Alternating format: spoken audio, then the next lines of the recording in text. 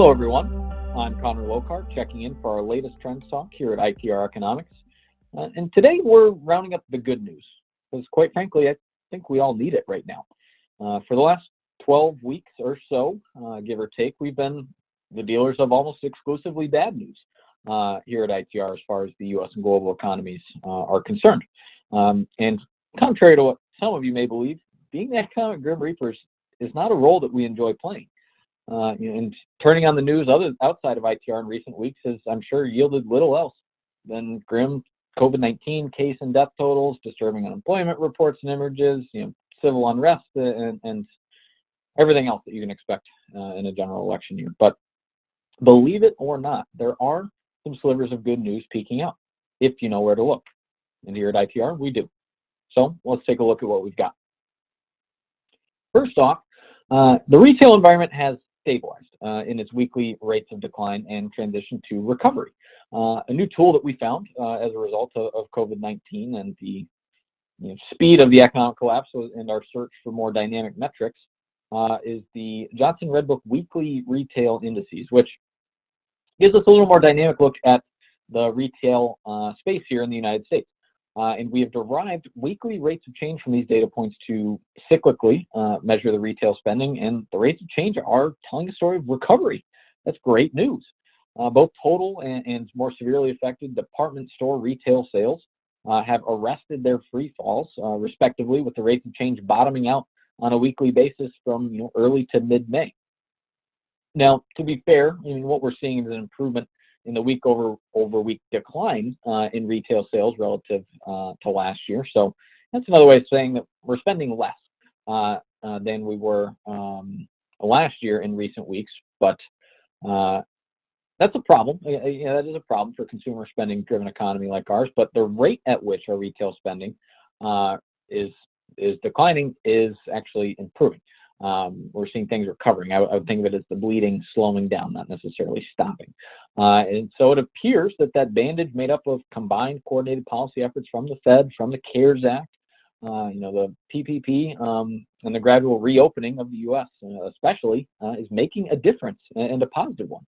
It's going to be a long slog till we get back to year-over-year growth, week-over-week growth, but you have to crawl before you can walk. And it appears that the collective consumer is starting to do just that and crawl out of that hole that was the last couple of months. So in that vein, let's keep going. What else do we have as we look at U.S. intermodal rail traffic? As we look at that measured in weekly originated units, it is in a general ascending trend. This is a great metric. It represents the movement of physical goods and raw materials around the country, and it's a very intrinsic look at the U.S. economy. And it too is rising off a mid-April low. And is on an ascending trajectory that looks sustainable. Again, we're a little behind where we were in May 2019, perhaps not as much as you'd think, actually. It's quite close and climbing, and it looks like that's poised to continue. And hot off the press, actually, yesterday, we got the May 2020 U.S. Purchasing Managers Index reading, and that 112 rate of change rose.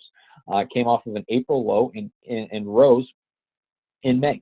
On a 112 or a month-over-month rate of change basis. Now, as a leading indicator, this is unlikely to translate to cyclical improvement in U.S. industrial production until early next year, which is consistent with our forecast. But this tentative April low would generally be on time, so to speak, as it relates to our forecast, and thus making it good news. And again, rise, it's tentative. I can't quite hang my hat on it yet. We'll like to see a couple more months of rise off this, but as I said, you got to crawl before you can walk before you run, and it appears we are doing just that. As we look at perhaps an image of that, we see oil futures pricing has resumed a rising trend. While they are still depressed year over year, they bounced back from a horrific April to settle at levels that are more consistent with normal economics in regards to, again, weak demand and ongoing excess inventories, but again, rising from where we were in April. We can expect the price to rise if demand continues to strengthen and recover, which is what we're projecting more so in the second half of this year, and if production cuts remain in place, which is clearly a risk and a little bit bigger if, but the foundation is stabilizing at this point in time.